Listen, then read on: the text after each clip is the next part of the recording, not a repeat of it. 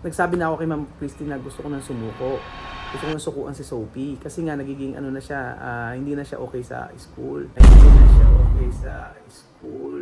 Para sa akin, hindi na siya okay sa school. Kasi lagi nilang, ang totoo po niyan, pangalawang beses na po namin nagpunta dito. Yung ang dami na siyempre nagko-complain. Nagiging ano na siya ng nag-iskandalo na sa room. Tapos pagkayari, minsan meron na siyang gagawin sa kaklase na hindi na nakakakaba, di ba? Hindi ko na ano, baka makasakit ng classmate. Baka makasakit ng classmate. Yo voy a estar orgullosa, yo voy a estar contenta. Muy bien, muy bien. Muy bien, muy bien. Yo Así. quiero que ayudarme, que mis niños con la educación. Aha, sí, está bien. Okay. Magandang araw po sa inyong mga amigo. Nandito po tayo sa sabi ni Tia Mami, hindi ko na po nasabi kasi kanina, pinapatawag po kami ng ni Ma'am Christy, ng ating principal at kailangan daw po kasing ipa-guidance counselor si Sophie. Ngayon po, ito sinasabi ni Tia Mami ngayon, kapag daw pumunta sila dito para magkaroon ng magandang edukasyon yung mga bata, yun yung ipinunta niya. Kaso nga lang po, meron po kasing pagkakataon dito na nagka-tantrum si Sophie. So nagiging siya nagiging dahilan siya para ma-interrupt yung klase, ganun po. So pinatawag kami ng Christy para solusyonan po yung ganitong problema kasi syempre po pagka na-interrupt po yung klase, paano naman po, ilang oras lang po mag-aaral. Tapos po pagkayari po matitigil kasi nga nagtatantrum si Sophie, umiiyak. So gusto natin malaman kay Ma'am Christy kung paano ang gagawin namin. Ayun. So kanina usap na rin po kami, pero mas mainam po na mas marinig po natin sa principal kung paano po ang dapat gawin. Magandang umaga po muli, Ma'am Christy. Hi, good morning. Good morning po. Ang good vibes na principal. Sabi nga sa comment lagi, good vibes. Good vibes lagi ito, lagi naka-smile. Ang ganda daw ng aura ng ng mukha nyo. So, Thank you. ayun po si Ma'am, kanina explain na po natin kay Tia Mami kanina yon. So, ngayon po ay lang po natin para malaman na ulitin natin kung ano po yung napag-usapan natin about po kay Sophie. Yun. Na alam na po ni Tia Mami at alam na rin po kung ano ang gagawin talaga. Sige Ma'am Christy, kayo na nga po ang mag-explain. Oo, kasi ngayon po ako naliwanagan kasi sa totoo lang po, ayan, ang totoo po mga amigo ay nagsabi na ako kay Ma'am Christy na gusto ko nang sumuko. Gusto ko nang sukuan si Sophie kasi nga nagiging na siya, hindi na siya okay sa school. Kaso para sa akin, hindi na siya okay sa school kasi lagi nilang ang totoo po niyan, pangalawang beses na po namin nagpunta dito. Yung una po ay pangalawang beses na po kami nagpunta dito. Tapos yung una parang hindi ko naman po sinabi sa inyo. Pero ito po ay naliwanagan po ako about kay Sophie at nagkaroon ako ng motivation dahil sa mga sinabi ni Ma'am Christy sa akin na sa totoo lang gusto ko na sumuko at pa-stop na si Sophie sa pag-aaral muna kasi dahil sa nangyayari. So, hindi ko na po i-elaborate kung ano yung nangyari sa loob ng silid paaralan. Ang gusto ko lang po ay basta about po sa nagtatantrum siya, umiiyak, o meron po na siyang ginagawa na hindi okay sa mga klase, yun po ang yun po. Pero hindi ko na po sabihin kung ano po yun. So, nandito po si Ma'am Christy, in-explain niya po sa akin kung ano ang dapat naming gawin. Kasi sabi niya, hindi raw po ito first time. So, ayun po Ma'am Christy, kayo nga po ang mag-explain. Kasi sabi ko sa inyo, gusto ko nang pa-stop si Sophie. Yun. Bilis lamang sumuko. Hindi natin sinusukuan yung mga anak natin. Kasi yan yung mga anak natin. Pag sinukuan natin yan, walang magulang na sumusuko sa mga anak. Okay? Good morning po sa mga followers ni Kuya Ruel.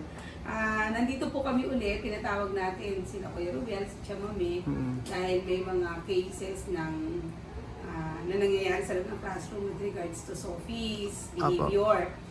Na gusto ko lang din naman po, kaya ako kayo pinatawag ko yung gusto ko lang din naman ma-explain sa inyo na yung mga behavior ng isang bata na katulad ni Sophie ay normal lang. For me normal lang po, kasi katulad yan sinabi ko sa iyo kanina. Kasi nga, unang-una, ako ang tinitingnan kong mga facts dyan ay ito. Unang-una, si Sophie ay hindi naman Filipino. Okay? Hindi siya Filipino. Siyempre, nakikita niya kakaiba yung sarili niya doon sa mga classmates niya. Apo. Pangalawa, yung lahat ng classmates niya, nagkakaintindihan sila. Mm-mm. Di ba? While si Sophie, of course, nasa period of adjustment pa lang ng pagsasalita ng Ingles at saka ng Tagalog o ng Filipino. So, kahit tayo yung lumagay sa kalagayan ni Sophie, na para bang siya ay doon nakikipaglaro siya sa mga classmates, nakikisocialize naman siya ng kahit sabihin natin medyo limited pa lang for a while. Kasi nga, ay hindi niya naiintindihan masyado yung mga classmates. At tayo man yung lumagay dun sa kalagayan niya na para tayong nawawala sa mundo. Parang nag-iisa tayo, feeling alone tayo sa mundo. Ay, ganun din yung mararamdaman natin. Magtatantrums tayo, iiyak tayo. Yung katulad ng ginagawa ni Sophie ngayon, iiyak siya ng iiyak sa loob ng classroom. Kasi nga, even, siyempre, yung sinasabi ng teachers, hindi niya rin gano'ng naiintindihan. Plus, yung number 3, Sophie is just grade 1 student. Very young, 6 years old pa lang siya. Grade 1 pa lang siya. So, ibig sabihin, hindi po na talaga natin pa kayang i-control yung behavior niya na malamang meron din siyang separation anxiety. Dahil yung pang-apat, may separation anxiety dahil po first time niyang mag-join ng big school na malayo yung mami o yung mga, doon nandiyan yung mga kapatid sa ibang classrooms. Kaya lang, yun nga, nag-iisa pa rin siya doon sa loob ng classroom niya. Okay? So, dahil doon, nagmamanifest yung behavior niya na ganyan. Tantrums, anak wait lang, tantrums siya, may mga ginagawa siyang hindi okay sa loob ng classroom, minsan hindi nakakaturo yung, gusto niya nakayakap lang sa teacher. Kasi nga, nandun yung separation anxiety na wala yung nanay niya doon. Ang feeling niya wala siyang kakampi doon. Kaya lagi lang siya nakayakap kay teacher habang nagtutulong si teacher. Which is normal lang din po. Wala namang dapat ikakabad siya, mami. There is nothing to worry about kasi hindi lang po si Sophie yung encounter namin na student natin. Ano po yung mga na-encounter nyo na ganyan po? Marami eh. Hindi lang si Sophie, ganyan din. May mga ayaw magpaiwan sa loob ng classroom. Iiyak pag aalabas sa yung nanay. Pero, lagi natin sinasabi sa mga parents, yung iba sinasabi, ma'am, kasi everyday ihatid. Tapos, pag alis yung nanay, gusto rin sasama rin dun sa nanay. Yung mga ganun. Kaya ang tendency, pinapaiwanan muna namin for the first week or second week, inayaan mo na namin na mag-stay sa loob ng classroom ng mga parents. Yung mga ganon. Pag nag-settle down naman na at naka-adjust na yung mga bata, ay unti-unti na rin namang umalis yung mga parents. Unti-unti na rin naiiwanan yung mga bata. Ngayon, dun sa case ni Sophie, kumbaga... Naiiwanan naman eh. Ayun. Oo. Na case si Sophie naiiwanan. Kaya lang siguro nga, during dun sa time na ng mga class discussions, yung mga ganyan, yun na yung sinabi ko kanina na parang ba't gano'n, hindi ko naiintindihan yung sinasabi nila. Baka ganyan yung thinking ni Sophie. I don't understand what they're talking about. Parang ako lang yung hindi nakakaintindihan. Parang yung iba nakakaintindihan sila. Though sila teachers naman po ay may mga intervention din naman na ginagawa kay Sophie. Andiyan nga yung nag-google interpretation sila. Pag may sinabi si Sophie na hindi naiintindihan ni teacher, i-google nila yon para malaman nila kung ano yung sinabi ni Sophie. At masabi rin kay Sophie yung dapat nasabihin na maiintindihan ni Sophie. Kaya lang, of course, teachers can do that. However, yung mga students, hindi. Pag kinausap si Sophie ng mga classmates at hindi siyempre naiintindihan ni Sophie dahil English, yung mga students natin, they speak English at hindi gano'ng naiintindihan ni Sophie, siyempre, ano mararamdaman natin? Ako, nung nagpunta ako ng ibang bansa, first time ko sa ibang bansa, iyak ako ng iyak kasi hindi ko naiintindihan. Parang, ay wala yata akong kakampi dito, wala akong nakikita nakakaintindi sa akin. Parang gano'n lang yung damdamin ni Sophie ngayon. So, ang ano lang po natin, ang intervention din naman na gagawin natin, kaya nga pinatawag namin kayo is, pag kasi katulad niyan, kahapon, tinry natin, nandiyan si Chamame, si mami ni Sophie, panatan si Sophie. I checked twice. No morning, tapos nung afternoon, how is Sophie? Ma'am, okay po siya. Okay naman. Pero wala si Chamame sa loob ng classroom. Andun siya sa labas. Parents lounge. Ganon. So yung thinking na andyan lang sa tabi yung mami niya might probably help Sophie's. Kay Sophie para maayos yung behavior niya sa loob ng class. So parang panatag siya. Yun.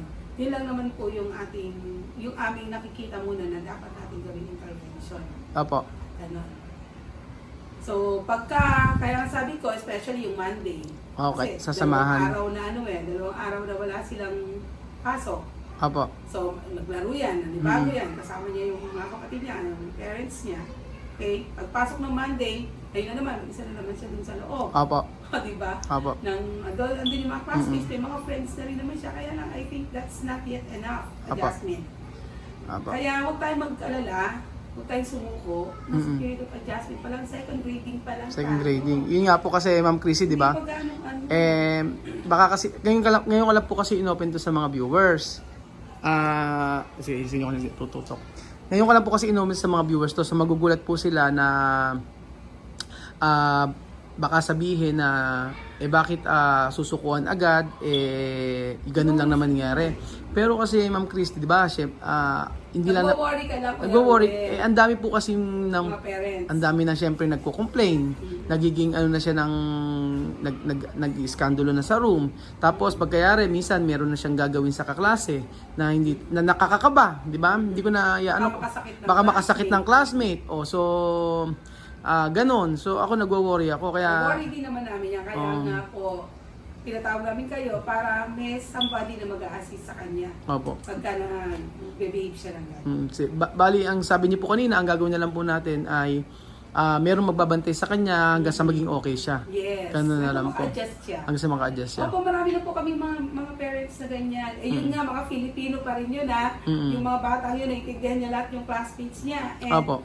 yung mga bata na yun ay belong siya doon sa grupo nila. Pare-pareho lang naman silang Filipino. Opo.